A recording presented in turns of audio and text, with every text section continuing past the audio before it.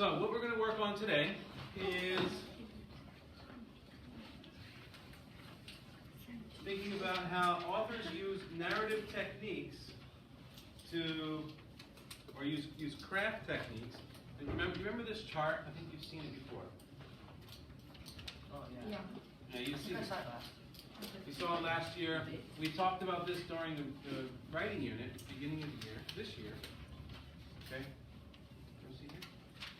And we're thinking about how authors use craft techniques to convey the theme. All right? So,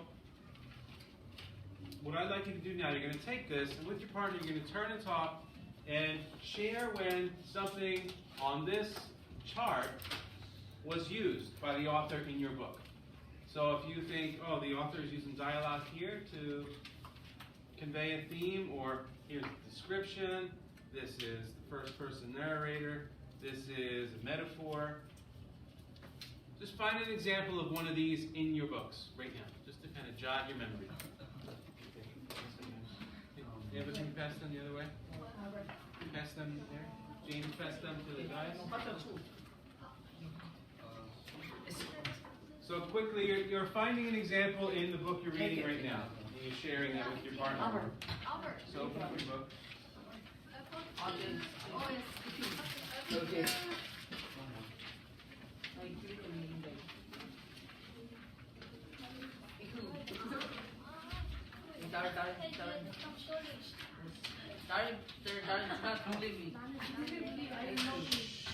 So your books are open.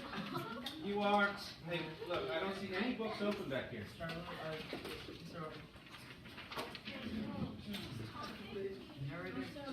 A book? You know books? We have books. So right now you're just reminding yourself of what these craft techniques are. You're looking in your book and finding an example. Where's your book? Dialogue.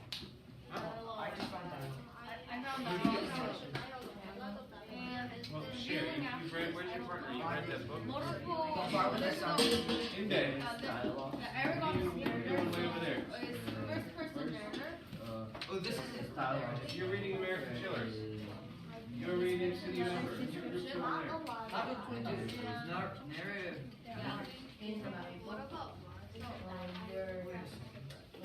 Mina, what are you seeing?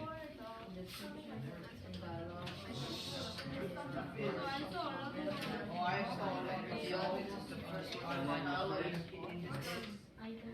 There's a lot of fun. Oh, you just So that's a little different. You gotta think about inside out story. when are you gonna Remember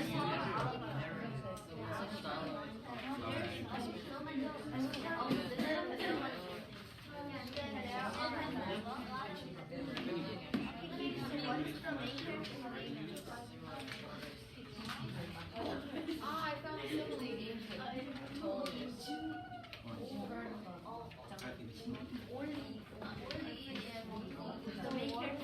All right, let's come back together. Eyes up here. Now, these should be in your memory from the writing unit we just finished.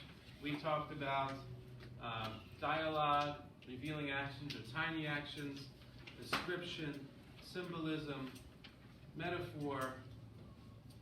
Okay, so in today's lesson, we're going to think about how one of these, how symbolism can convey the theme. All right, so just to jog your memory about symbolism, okay, this is one of my charts from The Tiger Rising. Right, and in that story, the tiger represented what? It symbolized. What was his name? Rob? Yeah. Rob, right? So the tiger locked in the cage was like Rob's feelings buried in his legs. Right? And that's why he had the rash on his legs. Tiger, you know how it ends. But symbolism, right, is when an object or an idea is used to represent something else. And, like, for example, we read a book last year, and the grandfather was represented by a tree. And sometimes colors represent things, symbolize things like the weather symbolizes things. We talked about fog in a previous lesson. Sometimes actual words and their meanings are symbolic, like Albus means white. Albus means what? Yes. And Dumbledore means bumblebee. No, it's Albus. Yeah. And he's a bumblebee. That's the name that the author made because he hums a lot. Wait, if Dumbledore means bumblebee, then bumblebee means Dumbledore. So Yes. Bumblebee, so that bumblebee knows magic. So it's actually Dumbledore. So what we're going to do, we're going to try to use symbolism to identify a theme. And to do that, we're going to go back into my favorite song and video, You Belong to Me.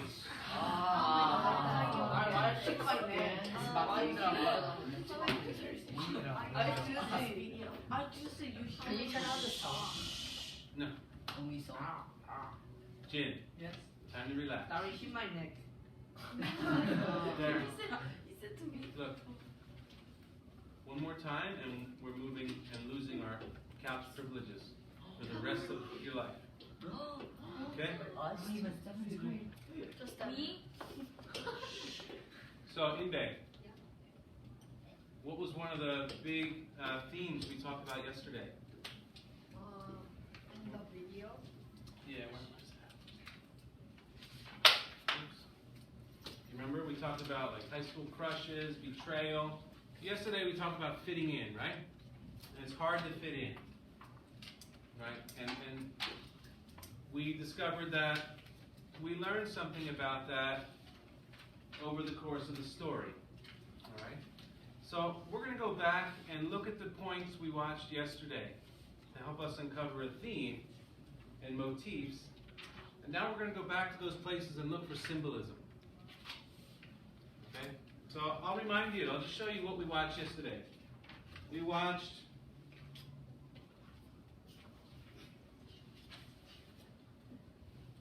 we went over the parts here. Okay, we watched this. She's trying on all the different clothes, the hairstyles. We said here the author is showing us that it's hard to fit in. Or, I'm sorry, it's difficult to figure out who you are when you're a high schooler. Right? Figuring out who you are is a challenge. Okay, and then here we said that she's invisible. Right? She's herself right there, but she's invisible. Right? That her crush does not notice her. And then at the end, where is mine? At the end, right? Not invisible anymore. Happily ever after. And the girl in the red dress, because red symbolizes danger, blood. Right? There's a reason why her dress is red. Evil, danger. So we went through there and we identified, or we came up with some ideas about themes.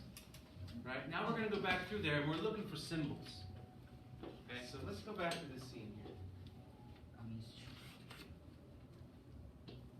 Okay, stop me when you see something that might be symbolic.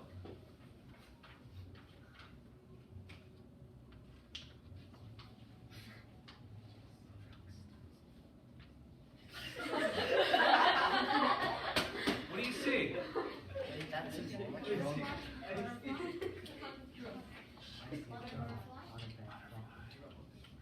What they say over there? Butterfly, right? I see books, her desk, a mess, curtains, a bed, clothes thrown around, and a butterfly on the wall. Could any of those be symbolic? Well, some people are saying yes, some are saying no. Turn and talk for 20 seconds. Yes. Let's see. No. Yes. Maybe symbolize the teeth, freedom, and be free.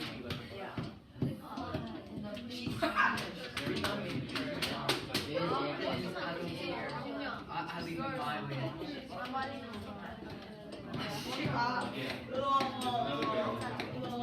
Let's come back together.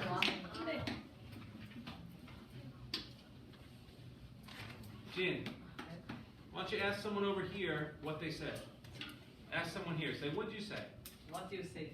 Who are you asking, Jin? What do you say? Eva, what did you say?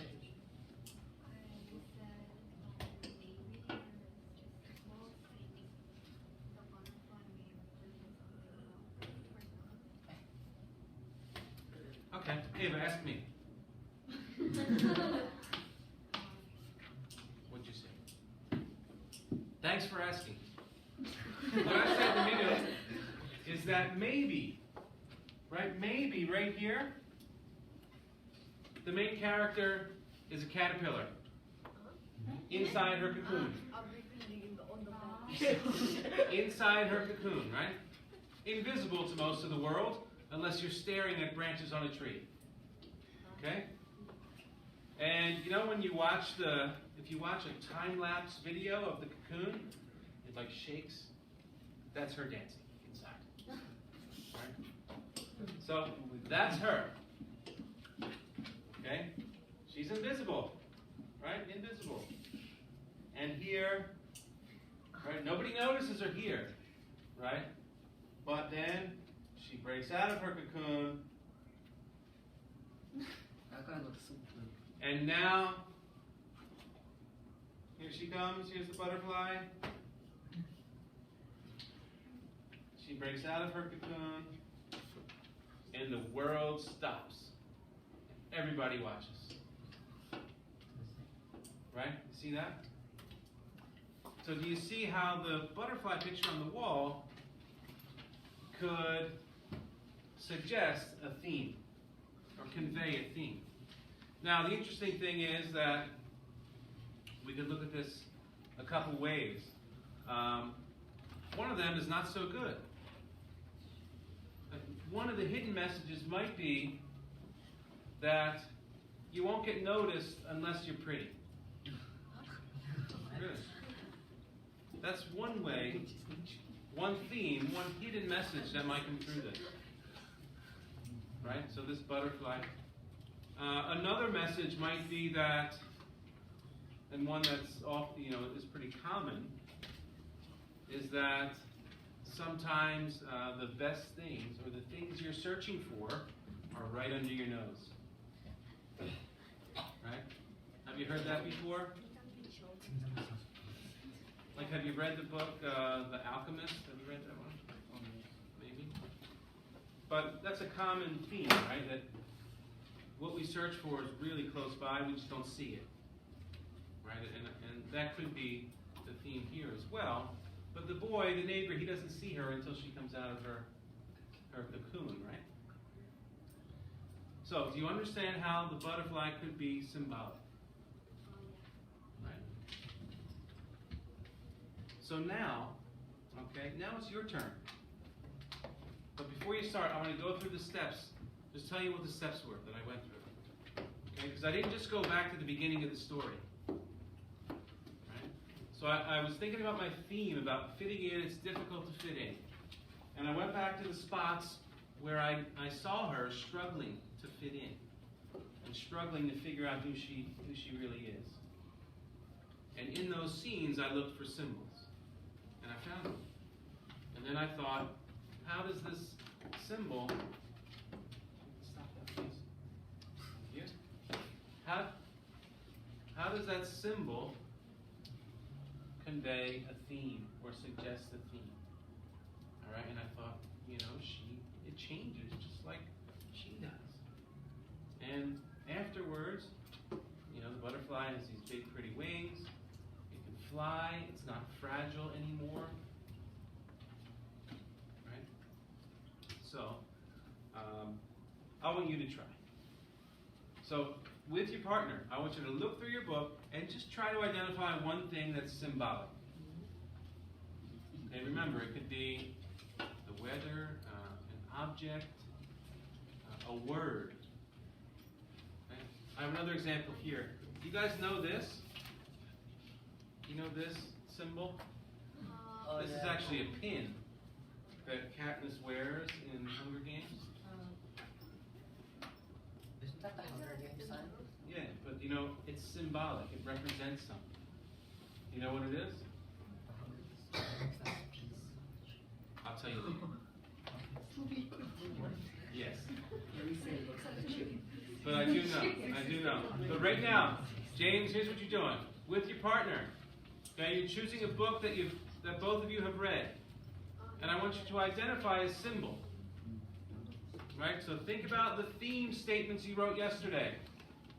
What things in the book made you come up with that theme statement? What things in the book suggested that theme to you?